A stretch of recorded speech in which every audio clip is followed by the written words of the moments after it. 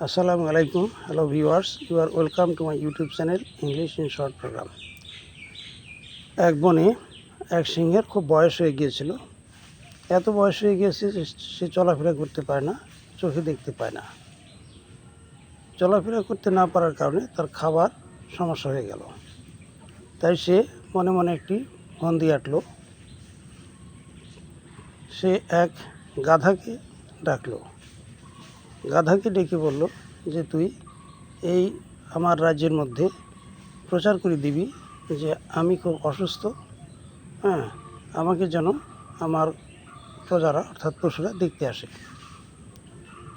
গাধা কিছু না বুঝি এ সংবাদ বনের মধ্যে প্রচার করে দিল এবং গাধা নিয়মিত সেখানে যাতায়াত শুরু করলো। গাধাকে সিংহ কিছু বলল না, কারণ তাকে শিকারের টোপ হিসাবে ব্যবহার করলো। গাধার দেখা দেখি কিছু পশু সেখানে যাতায়াত শুরু করলো।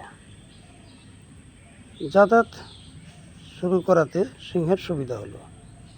যদি প্রতিদিন 10টি পশু যায় তাহলে একটি পশু সে ধরে নিজে খেয়ে নেয়।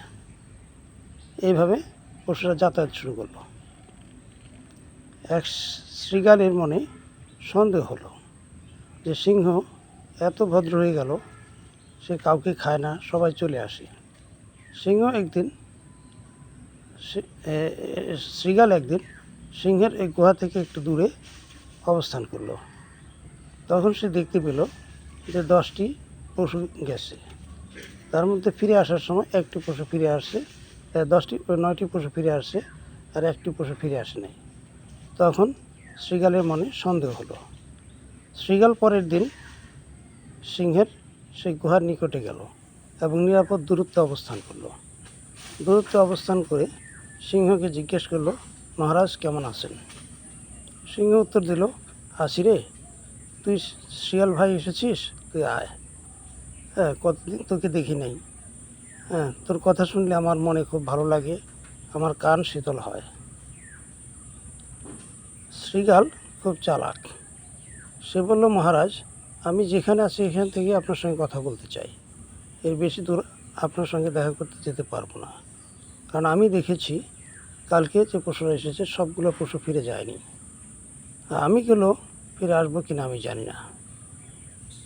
তা আপনার এই শেষ সময় অসৎ বুদ্ধি আপনার ভিতরে জেগে আছে, তাতে আমি আশ্চর্য হচ্ছি।